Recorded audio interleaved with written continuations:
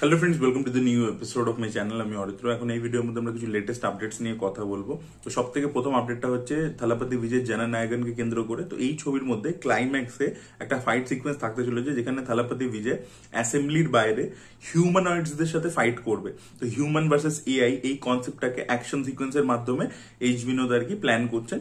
Humanoid আর কি kind of রোবটসদের সাথে fight করবে থালাপতি বিজয়, এবং এটা নিয়ে ছবির ক্লাইম্যাক্স হবে। তো এরকম একটা আপডেট উঠে এসেছে, দেখা যাক সেটা কতটা ইন্টারেস্টিংলি এবং ভিজুয়ালি কতটা মানে বিলিভেবল ভাবে প্রেজেন্ট করতে পারে, সেটাই দেখার মতো বিষয় হবে। Reel looking forward.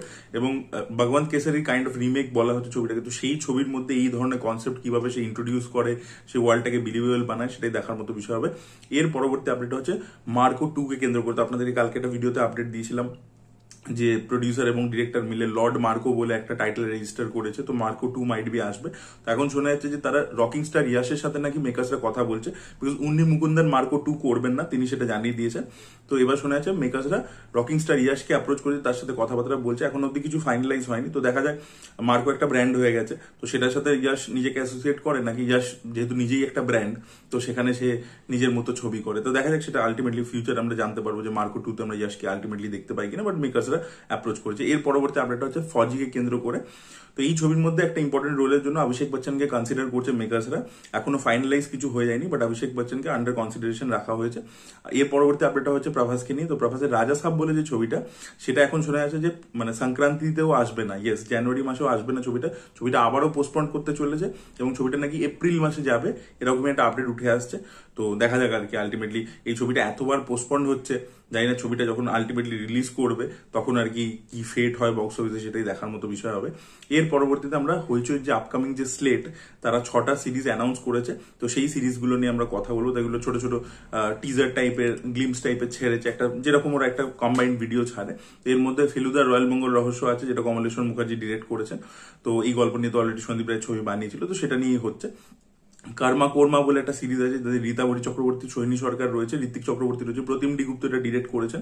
এবং এখানে বেসিক্যালি দুজন মহিলা মিলে রিভেঞ্জ নেবে আর কি। ভিজুয়াল প্রেজেন্টেশন বা ক্যারেক্টার্স গুলো বেশ ইন্টারেস্টিং, কোয়ার্কি লাগছে। মানে ঋত্বিক চক্রবর্তী একজন পুলিশের চরিত্র করছে, সে ক্রাইম সিনে গিয়ে যে চক দিয়ে আঁকা থাকে না বডির, যে এটা যে কোথায় বডিটা পড়েছিল সেখানে নিজেই শুয়ে পড়ছে। তো ওই জিনিসগুলো মানে একটা কমেডি ভাইবও থাকবে আর কি সিরিজটার মধ্যে, সেটা প্রমিস করছে অ্যাটলিস্ট গ্লিমসটা। এর সাথে কাল রাত্রি সিজন 2 থাকবে, ইন্দু 3 থাকবে। এগুলো হয়েছে এই টাইপের কন্টেন্ট বানিয়ে থাকে, তাদের একটা দর্শকের বেস আছে যারা এই ধরনের কন্টেন্ট পছন্দ করে। তো সেখানে কাল রাত্রি সিজন 1ও খুব চলেছিল, প্লাস সৌমিত্রিষা ছিল, যাকে টেলিভিশনে প্রচুর লোকে দেখেছে, পছন্দ করে। তার মানে টিভি সিরিয়াল একসময় খুব হাই টিআরপি রেটিং ছিল। তো সেই জন্য আর কি সেই অডিয়েন্সটাকে কেটার করবার জন্য।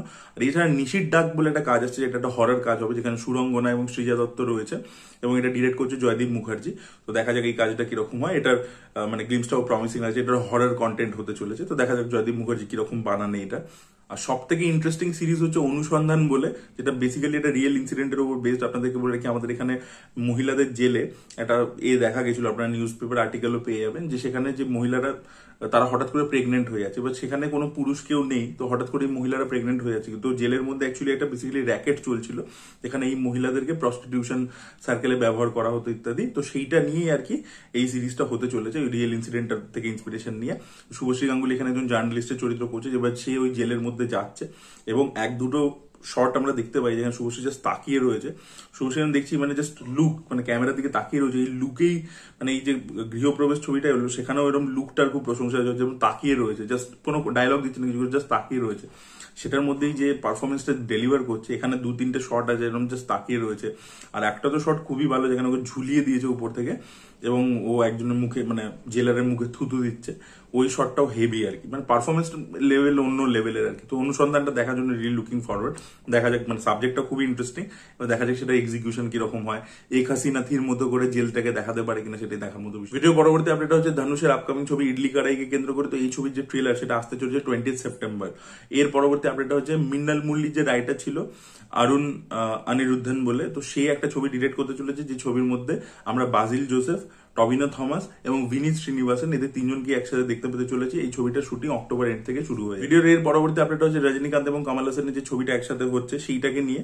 তো শোনা যাচ্ছে এরকম আর কি, রিউমার স্প্রেড করছে তামিল মিডিয়াতে, যে কমল হাসান চাইছেন যে লোকেশ কানাগরাজ ছবিটা ডিরেক্ট করুন। কমল হাসান নিজে এটা চাইছেন, বিকজ তার পুরোপুরি কনফিডেন্স আছে লোকেশের ওপর। লোকেশ তাকে আগে একটা ভালো ছবি ডেলিভার করেছে এবং লোকেশ তার ফ্যানও হয় আর কি, ডাইহার্ড ফ্যান হয়। তো সেখানে তার লোকেশের উপর ভরসা রয়েছে সে ভালো ছবি বানাবে। দ্বিতীয় হচ্ছে সে চাইছে যে আমার লেখা গল্প এবং সেটা লোকেশ ডিরেক্ট করবে, এরকমই একটা পরিকল্পনা তার রয়েছে। বাট রজনীকান্ত কিন্তু এরকম ব্যাপারটা চাইছেন না। তো ফাইনাল ডিসিশন কিন্তু রজনীকান্তকে নিতে হবে, বিকজ সে আর কি বাইরে থেকে এসে কাজ করছে। তো তাই জন্য রজনীকান্ত দেখবেন ইন্টারভিউতে বলেছে এখনো কিছু লক হয়নি, ডিরেক্টর লক হয়নি, তো এখনো কথাবার্তা চলছে। এবং কমল হাসানের প্রোডাকশন হাউসের অন্য যারা পার্টনার্স আছে, এরা আছে, তারাও চাইছে না যে লোকেশ ডিরেক্ট করুক আর কি, বিকজ দর্শকের এক্সপেকটেশন অনেক বেশি থাকবে, সেটা ম্যাচ করা যাবে না। তারা আবার কার্তিক সুব্বরাজকে চাইছে। তো এরকমই আর কি একটা রিউমার ঘোরাফেরা করছে। তো দেখা যাক আলটিমেটলি লোকেশ ছবিটা ডিরেক্ট করে নাকি কার্তিক করে, সেটাই দেখার মতো বিষয় হবে। Really looking forward. তবে কমল হাসানের এই যে বলছে আইপ্যাডের মধ্যে 500টা স্ক্রিপ্ট আছে নাকি 1000টা স্ক্রিপ্ট আছে, এই ধরনের কথাবার্তা উনি থাগ লাইফের সময় বলেছেন যে ওই ল্যাপটপের একটা গল্প নিয়ে আমার রাহে, সেটাকে নিয়ে আর কি থাগ লাইফ বানানো হয়েছে। তো তারপর থেকে একটা খিল্লি আর কি তামিল সোশ্যাল মিডিয়াতে চলে, যারা পেজেস আছে তারা করে, যে কমল হাসানের ল্যাপটপ মানে ওই আইপ্যাডটা কেউ চুরি করো তাড়াতাড়ি, কারণ আর আমি ডিজাস্টার আর কি তামিল ইন্ডাস্ট্রিকে দিতে চাইছি না, এরকম আর কি একটা খিল্লি হয়। তো দেখা যাক আর কি, মানে কমল হাসানের গল্পের ওপরই ছবিটা হয় কিনা, বা এই খিল্লিটা এই জোকটা হেভি, ওরা মানে প্রচুর ওরা এটা নিয়ে মিমস বানায় আর কি। লাস্ট আপডেটটা হচ্ছে সিডনি সুইনিকে কেন্দ্র করে। তো সিডনি সুইনিকে বলিউডে একটা প্রোডাকশন কোম্পানি থেকে অফার করা হয়েছে $60 মিলিয়ন, ইয়েস, একটা হিন্দি ছবির জন্য। তো মাইট বি তাকে একটা বলিউড ছবিতে আমরা দেখতে পেতে চলেছি, যেখানে সে একজন আমেরিকান অ্যাক্ট্রেসের রোল প্লে করবে, যে ইন্ডিয়ান একজন লোকের প্রতি ভালোবাসায় পড়ে যায়। তো এটা মানে রোমান্টিক ছবি হবে। তো এইরকম একটা হিউজ বাজেট নাকি তাকে অফার করা হয়েছে। তো দেখা যাক এই ছবিটা আলটিমেটলি হয় কিনা, এই খবরটা কতটা সত্যি এবং কোন প্রোডাকশন হাউস থেকে করা হয়েছে, এই আপডেটগুলো পরবর্তীকালে সামনে আসবে। দেখা যাক সিডনি সুইনি আলটিমেটলি ইন্ডিয়ান ছবি করেন কিনা। So this were the update guys. আপনাদের কি বক্তব্য অবশ্যই কমেন্টে লিখে জানাবেন। এই ভিডিওটা ভালো লেগে থাকলে লাইক করুন, শেয়ার করুন, চ্যানেলকে সাবস্ক্রাইব করতে ভুলবেন না।